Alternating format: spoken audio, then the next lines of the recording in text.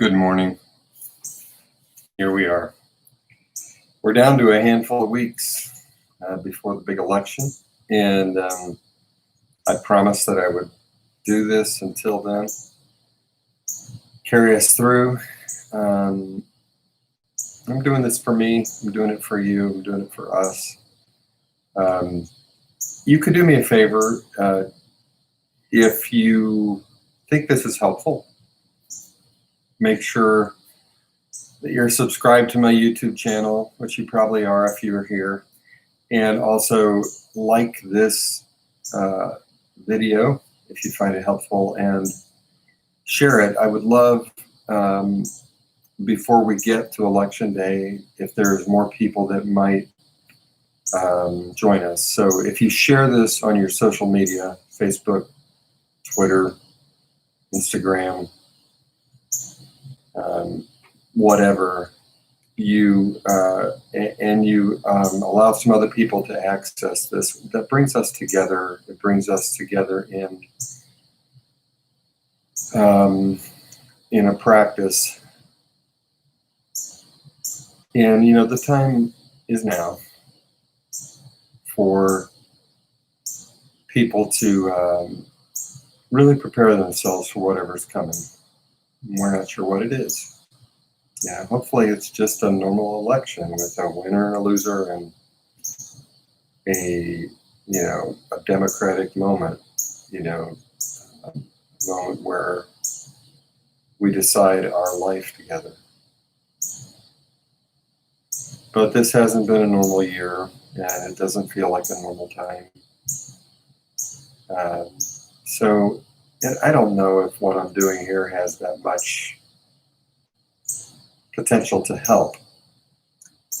I do think it's possibly.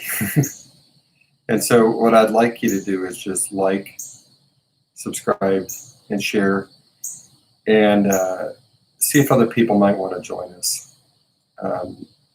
Thank you so much for doing that, and I'll move on now to why we're here, which is we're here to practice mindfulness. We're here to do our best to do what we possibly can to prepare ourselves for, for today. And to do that by entering into the moment, getting mindfully aware of the present through our body and our breath, and then seeing if that can help us relate to ourselves better. This week we've been focused on how we relate to our thinking mind. And the thinking mind is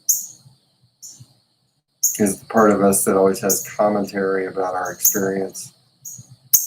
And we've known for many years that this is a troublesome area for human nature. It's also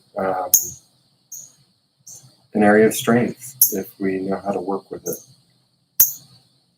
So we're here to be in a stronger, healthier, more vibrant relationship with our thinking mind.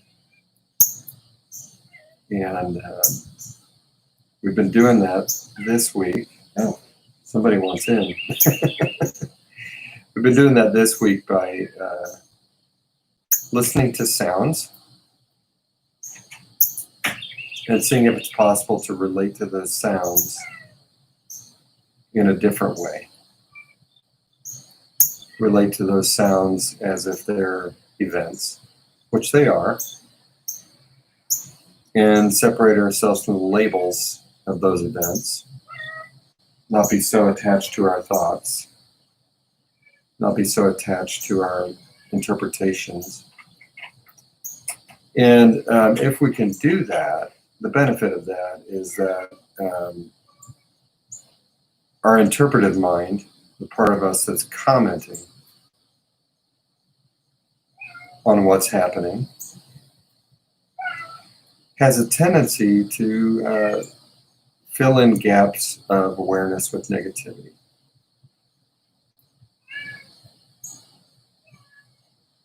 So we're actually seeing if we can be present to our life I have to deal with this cat. I'll be right back. Hold on.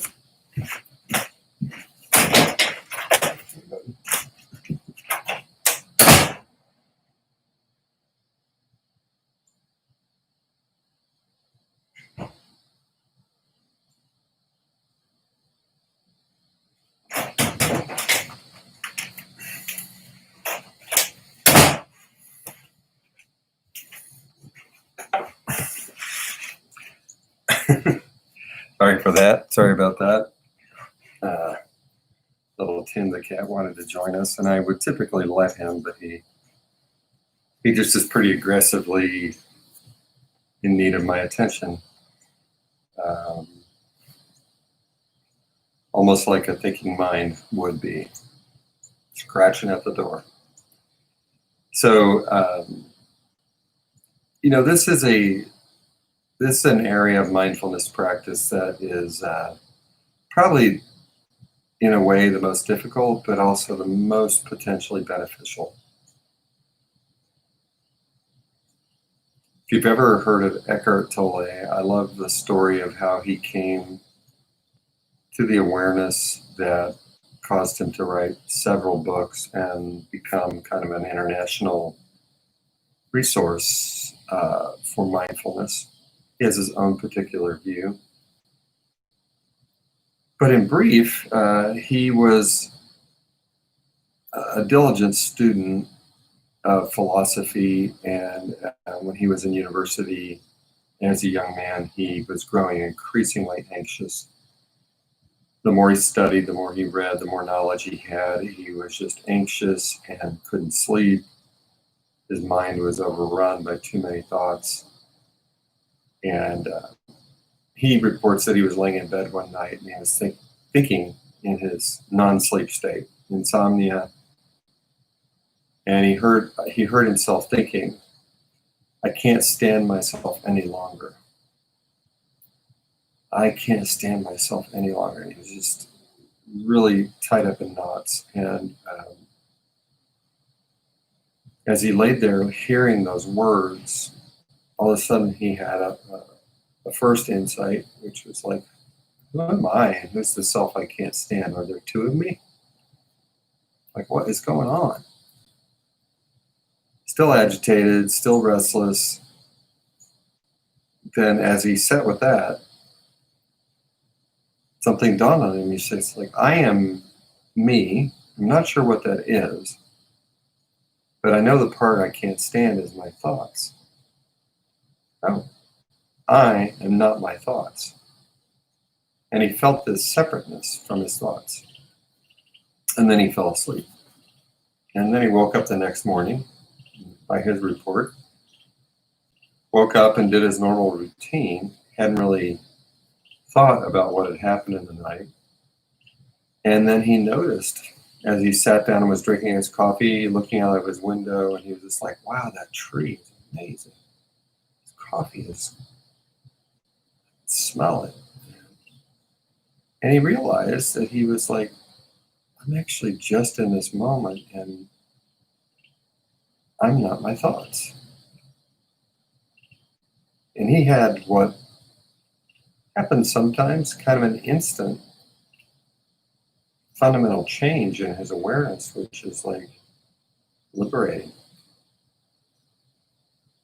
And I think, he laughed and he spent a lot of time just being after that. I think he camped out in a park for a couple of years, just talking to people about this experience and expanding on his awareness of it. So that's the liberty we could find in this practice, that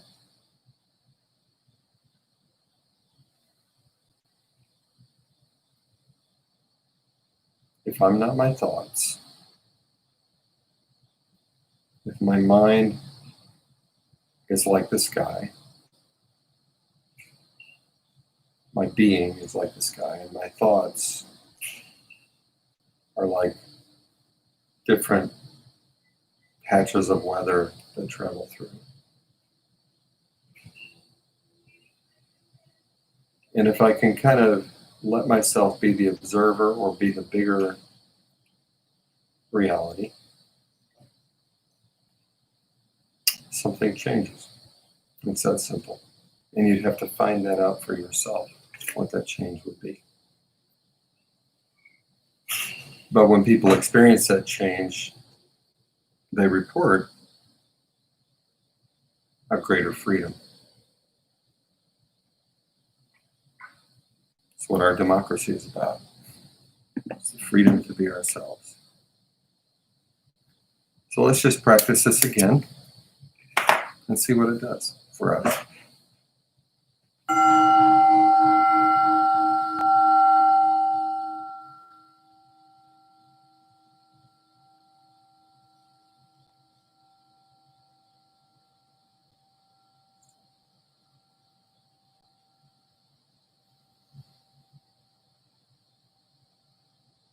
So being purposeful in our practice, bringing your awareness to the present moment. And this meditation is to help us access that observing self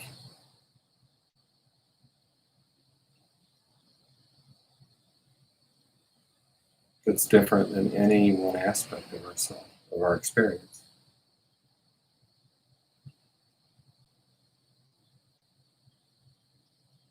And we can begin by noticing our physical being. And let's see if we can move through this particular connection to the present moment and get to it fairly quickly. So just noticing your whole body all at once, sitting or lying down right where you are.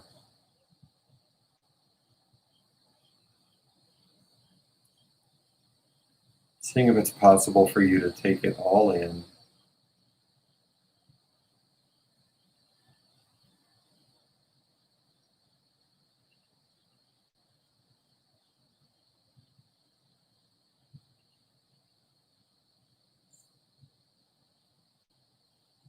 And once you're connected to that,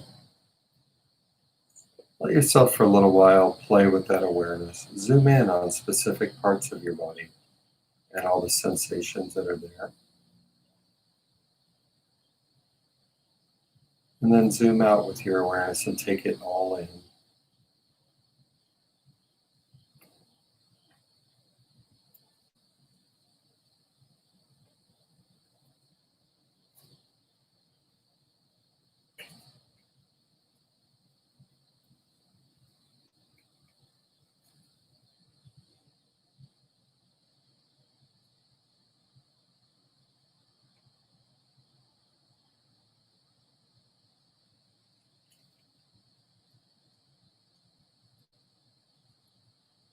And then at a certain point,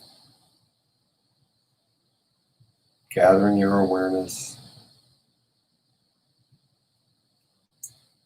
and zooming into the sensations of breathing.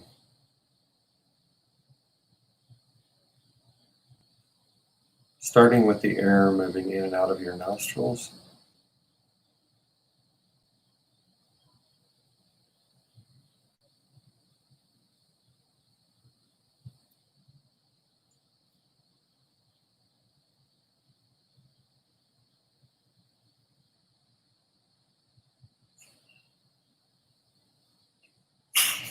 And then adding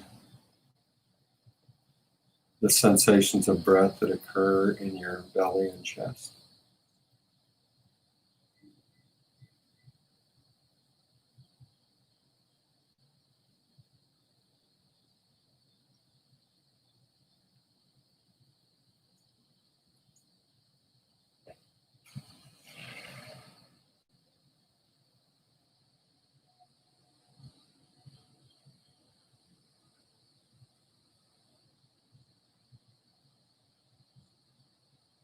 Noticing each breath as its own unique wave of experience.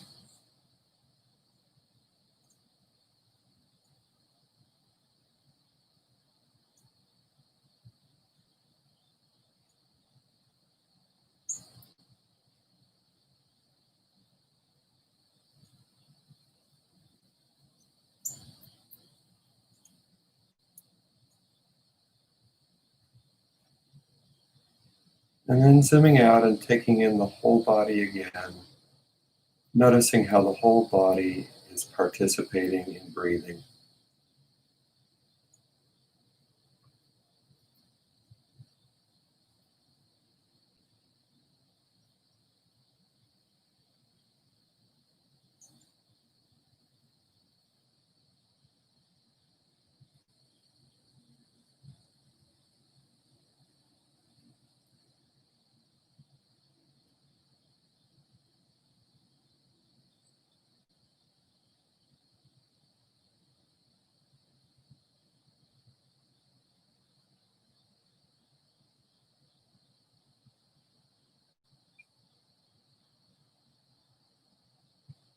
And now gathering your awareness again and bringing it to the sensations of sounds. Your ears passively receiving sound like microphones.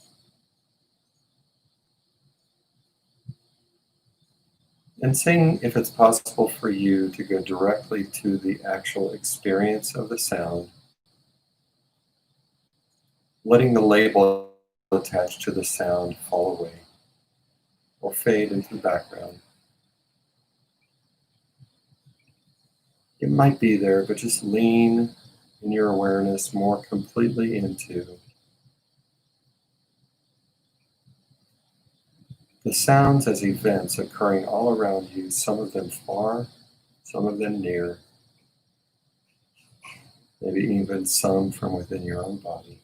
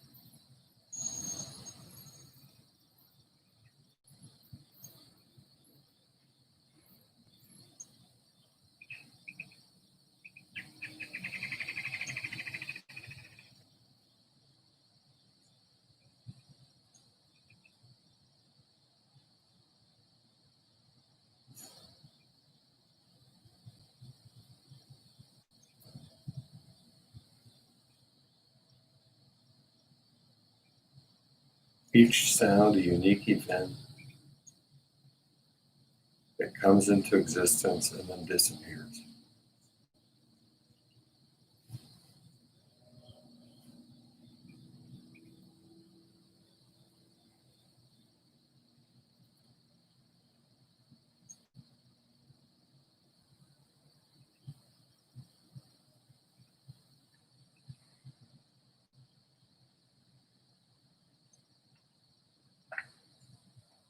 And now, if you wish, you can gather your awareness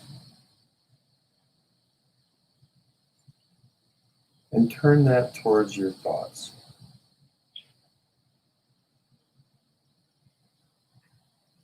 There may be many thoughts or few.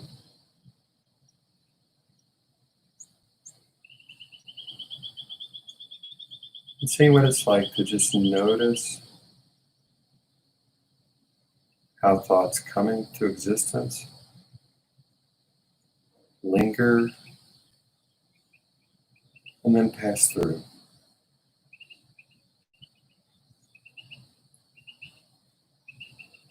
So observing your thinking mind doing what it does, producing events of thought, one after the other, or maybe none at all. And seeing if it's possible for you to have no preference.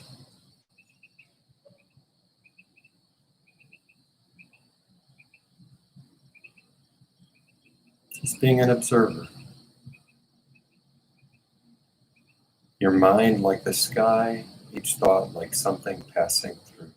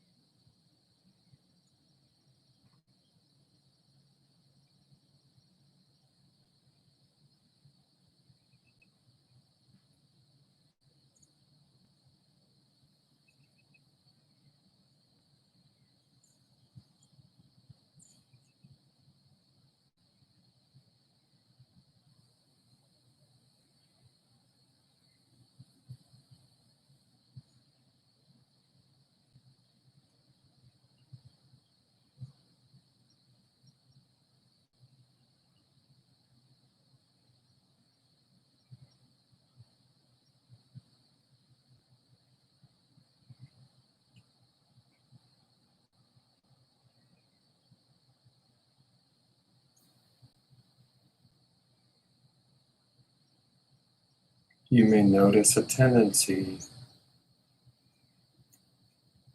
as if you're grabbing a thought or holding it, seeing if it's possible to let go, let it be.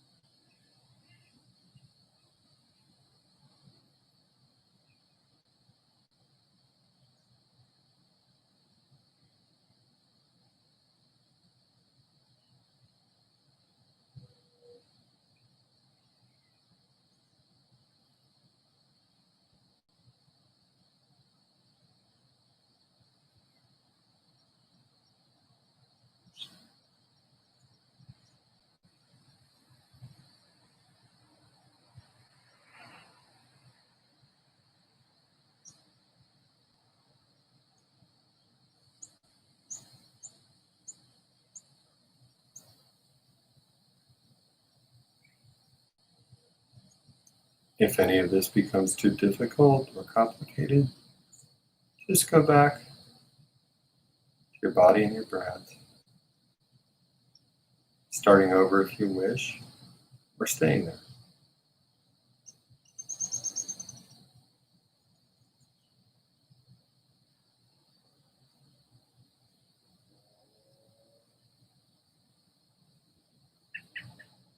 Otherwise, awareness on thoughts, coming and going, unique events.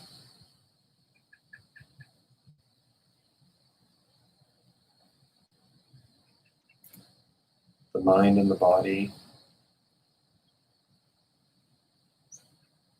is like a lake. Each thought might be a different bit of weather that influences how the lake looks, moves. There's a relationship. But just noticing that. Noticing the tendency of thoughts to come and have an effect. Or noticing that they might come and pass through with ease.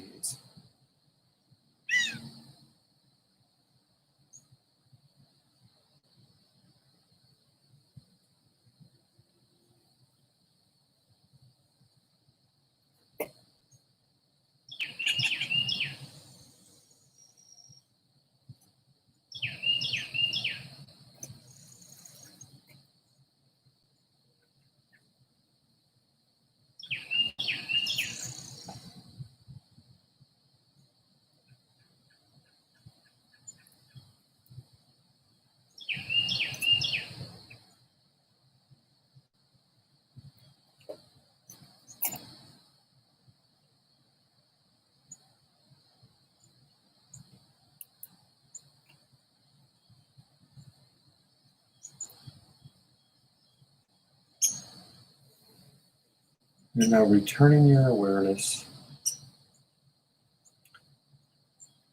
letting go of awareness of thought. But it might linger there in its own way. Letting go of any particular awareness of sound, although that may continue even throughout the day. Coming back to your body and your breath.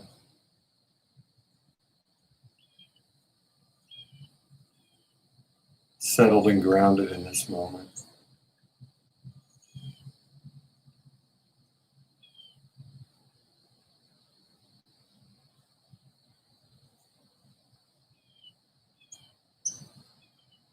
Feeling how alive you are.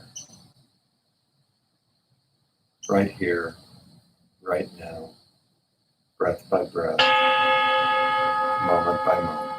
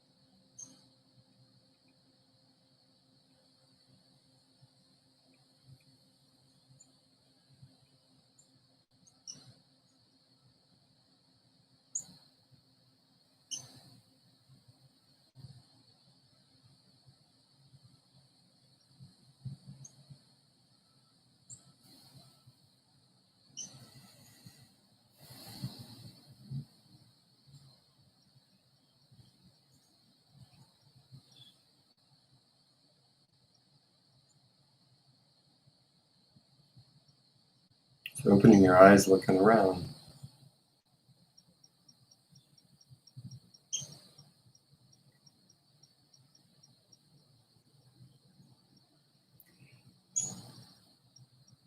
There's something I want to say about this particular practice and why it's so important. I learned in social work school about the internalized oppressor. The internalized oppressor is a social reality that has been leveraged and used and is still used to imprison people in a negative thought about themselves. And the way it goes is this: if you have a lot of power and you want to dominate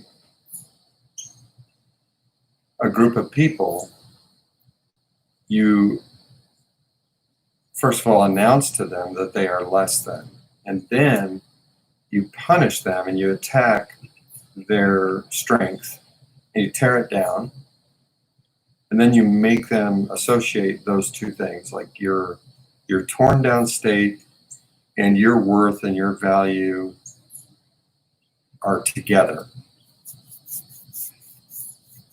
And this attack and this domination is so punishing that the only choice that group has, and it becomes a group consciousness, a group thought, is that we are less than, and if we think any differently, we're going to come to pain. And that's how that oppression becomes internal to a group. And once that occurs, then the person's oppressing just have to kind of lean back. They don't have to work very hard anymore, but just occasionally keep reminding that, keep triggering that, occasionally poke at that. And then it takes everybody back to that place. Oh God, we can't show that we're strong. We can't show that we resist, because that we're going to get it. And then people start reminding themselves, and parents start reminding their children, and it becomes a thought of self. And then people are like, why do I feel so bad? Why does the color of my skin, or why does my gender hold such negative meaning for me? Well, it's because that was put there. So this practice and other practices like it allow us to separate from our own thoughts, because we might not be the ones who put them there. They might have been put there by someone else, or by a process, or by some pattern of oppression. So it's so important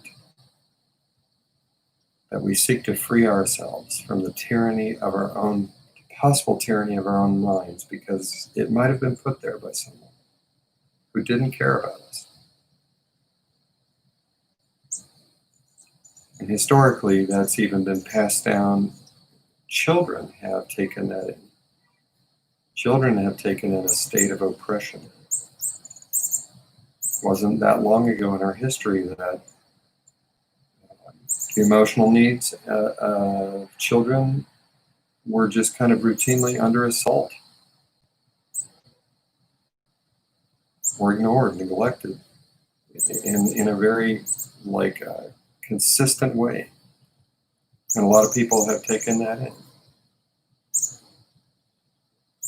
And if that's true for you, if it's true for us, then all that has to happen for us to submit and surrender our power is for someone to wake that up, make us feel endangered, scared, weak, and less than. So it's so important to find a place inside where we don't just instantly cling to the next thought that comes up. Again, thank you for being here. It's a Thursday morning, and time is unfolding. I hope your day unfolds beautifully, and I hope that you can, we all can, and me too, can stay present, feel the vitality of the present moment, feel the energy there, and loosen ourselves from the grip that our mind might be trying to have on us. I'll see you tomorrow.